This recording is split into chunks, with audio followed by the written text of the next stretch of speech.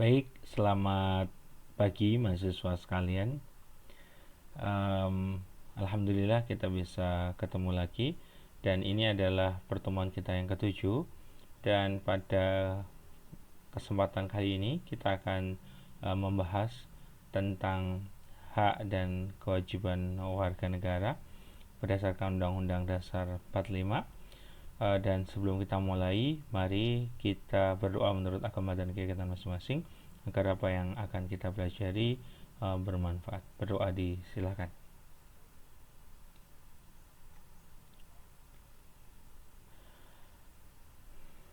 Cukup? Baik, kita akan membahas tentang hak dan kewajiban warga negara, dan secara khusus warga negara dan penduduk dibahas dalam bab ke-10 dalam Undang-Undang Dasar 45. Beberapa bagian, terutama untuk bab 10A, sudah kita bahas dalam topik hak asasi manusia, tetapi nanti mungkin kita akan singgung sedikit juga. Jadi kita akan mulai dari bagaimana Undang-Undang Dasar mendefinisikan warga negara, ya. Jadi mengulangi apa yang kita sudah bahas di pertemuan awal dulu, bahwasanya mari kita tengok bagaimana definisi warga negara dari UUD 45. Jadi warga negara adalah orang-orang bangsa Indonesia asli dan orang-orang bangsa lain yang disahkan dengan undang-undang sebagai warga negara. Jadi memang seperti yang kemarin kita sudah sampaikan, memang kata Indonesia asli ini masih tertulis, yang memang definisinya menjadi debatable. Ada buku yang baru selesai ditulis dan sudah dipublikasikan dari Profesor Bambang Purwanto tentang kewarganegaraan yang juga menyinggung topik ini. Ya, tetapi memang definisi orang bahasa Indonesia asli adalah tentu orang yang dimaksudkan lahir di Indonesia, ataupun ya orang-orang bangsa lain yang disahkan menjadi undang-undang, disahkan dengan undang-undang sebagai warga negara. Jadi orang Indonesia asli tidak lagi didefinisikan berbasis etnis, ya, ataupun berbasis ras. Dalam hal ini kita belajar di masa Orde Baru ketika orang Tionghoa tidak dianggap orang Indonesia asli, ya. Tentu dalam konteks ini ketika orang lahir di Indonesia dan memang sah mendapatkan warga negara Indonesia, dialah warga negara Indonesia, begitu. Baik, dan kemudian di sini dibedakan, penduduk adalah warga negara Indonesia dan orang asing yang bertempat tinggal di Indonesia. Jadi bisa juga yang menjadi penduduk Indonesia itu adalah orang asing, ya. Jadi ekspatriat misalnya. Jadi dia orang asing yang kemudian bekerja di Indonesia, atau dia memiliki urusan di Indonesia sehingga dia tinggal dalam waktu yang lama. Dia bisa mendapatkan sebutan sebagai penduduk, gitu ya. Dan kemudian secara khusus hal-hal mengenai warga negara dan penduduk ini diatur dalam undang-undang. Kemarin kita sudah diskusikan undang-undang tentang kewarganegaraan, ya, tahun 2006. Baik, kemudian lalu ada hak dan kewajiban dari warga negara sebagaimana ditetapkan dalam undang-undang ini, ya. Yang pertama adalah di pasal 27 ayat 1, segala warga negara bersamaan kedudukannya dalam hukum dan pemerintahan, dan wajib menjunjung hukum dan pemerintahan itu dengan tidak ada kecualinya. Jadi ada hak sekaligus kewajiban di sini. Di warga negara itu memiliki kedudukan yang sama di dalam hukum. Jadi tidak bisa idealnya, ya, tidak bisa seorang warga negara mendapatkan keistimewaan secara khusus dibanding warga negara lain di mata hukum dan juga pemerintahan. Jadi akses kepada keadilan ataupun juga hak-hak publik di pemerintahan itu haknya sama, ya. Dan kemudian juga ada kewajiban yang sama menjunjung hukum dan pemerintahan itu. Jadi harus menghormati keberadaan perundang-undangan dan segala aspek turunannya, ya, dalam perundang-undangan itu juga dalam pemerintahan. Tidak ada kecualinya. Itu yang pertama. Dan kemudian yang kedua, di ayat yang kedua dari pasal 27, tiap-tiap warga negara berhak atas pekerjaan dan penghidupan yang layak bagi kemanusiaan. Ya, jadi warga negara ini punya hak untuk mendapatkan pekerjaan dan kehidupan yang layak. Maka bagaimana kemudian tugas negara di sini tentu bukan memberikan pekerjaan dan memberikan penghidupan, tetapi mengatur regulasi bagaimana pekerjaan itu bisa kemudian mudah didapatkan oleh warga negara. Misalnya mengatur tentang perizinan untuk usaha sehingga kemudian menumbuhkan entrepreneurship di Indonesia, sehingga kemudian keterserapan tenaga kerja menjadi baik. Itu contoh. Atau mungkin penghidupan yang layak yang lain adalah ya bagaimana pemerintah menjaga stabilitas ekonomi, politik, dan sosial, sehingga ketika tidak ada konflik, tidak ada friksi-friksi politik, kehidupan akan damai, ekonomi akan tumbuh, dan disinilah warga negara mendapatkan haknya untuk bekerja dan hidup. Ya.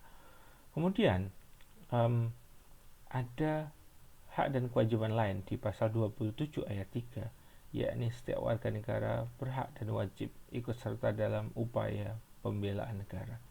Nah, jadi dalam beberapa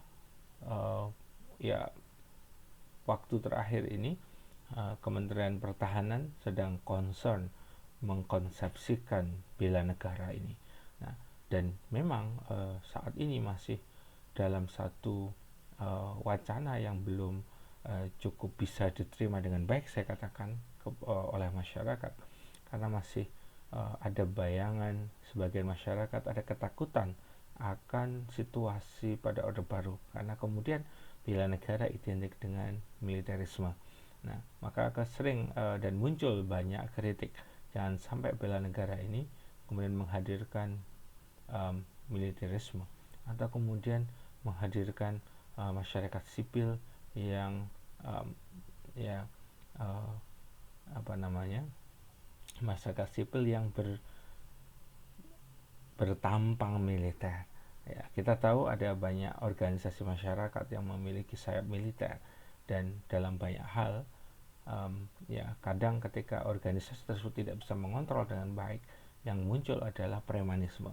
Maka memang bela negara ini kita tunggu konsepsi dari pemerintah dan bagaimana kemudian nanti memungkinkan aktualisasi yang menarik, ya, aktualisasi yang kemudian betul-betul relevan untuk kehidupan kita hari ini, begitu. Baik, itu pasal 27. Untuk pasal 28 di sini diatur bahwasanya kemerdekaan berserikat dan berkumpul, mengeluarkan pikiran dengan lisan dan tulisan dan sebagainya ditetapkan dengan undang-undang. Maka memang membaca pasal 28 ini memang ada perubahan dari pasal yang dulu, 28 yang dulu. Jadi tidak sekedar memaknai sebagai kita itu bebas berserikat dan berkumpul, mengeluarkan pikiran dan dengan lisan maupun tulisan, tetapi ada aturan-aturan yang harus dihormati, sehingga tidak bisa kita mengganggu juga kebebasan privasi maupun juga kehormatan orang lain. Jadi ketika kita mengkritik harus bertanggung jawab atas kritik yang kita berikan. Kira-kira demikian. Dan juga ketika kita membuat organisasi, berserikat, berkumpul, tentu tidak boleh melanggar aturan undang-undang. Maka kemarin kita mendiskusikan kenapa ada beberapa organisasi yang pernah dihapus oleh negara. Misalnya kemarin kita berbicara tentang Partai Komunis Indonesia, kita berbicara tentang Hizbut Tahrir Indonesia, ya. Itu contoh dua organisasi yang pernah dibubarkan oleh negara. Dan tentu dalam konteks ini bukan berarti mereka tidak bebas berserikat berkumpul, tetapi ada aturan-aturan negara yang kemudian dilanggar, sehingga itu menjadi satu hal yang problematis. Nah, kemudian pada konteks di bab 10A tadi yang sudah saya sebut, di sini secara spesifik hak asasi manusia itu diatur, dan disinilah hak-hak kita sebagai warga negara itu dijamin.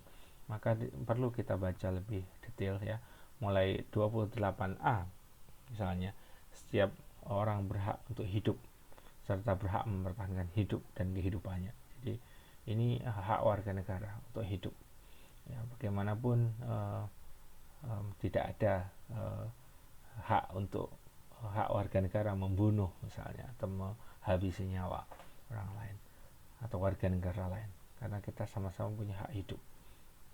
Dan kemudian mempertahankan hidup dan kehidupan ini memang luas maknanya, tetapi tentu dalam konteks tertentu, misalnya ketika orang diancam jiwanya, kemudian dia melawan, dan kemudian ternyata yang dilawan itu kemudian meninggal misalnya. Nah, di situ ada undang-undang dasar yang kemudian bisa menjadi dalih bagaimana dia tidak berhak untuk kemudian dihukum karena dia mempertahankan dalam hidup, tetapi tentu harus memenuhi bukti dan saksi yang cukup. Nah, contoh, itu. Kemudian pada 28B di sini, setiap orang berhak membentuk keluarga dan melanjutkan keturunan melalui perkawinan yang sah. Jadi kita punya hak, negara mengatur tentang pembentukan keluarga. Jadi ketika kita ingin berkeluarga itu boleh oleh negara ya. Artinya tidak kemudian dilarang orang berkeluarga, dalam makna yang lebih luas tentu menikah, memiliki anak dan sebagainya. Nah, kemudian setiap anak berhak atas kelangsungan hidup, tumbuh, berkembang, serta berhak atas perlindungan dari kekerasan dan diskriminasi. Nah, ini juga hak warga negara. Jadi bagaimanapun kita anak yang ada di Indonesia ini harus bisa hidup, tumbuh, dan berkembang dengan baik.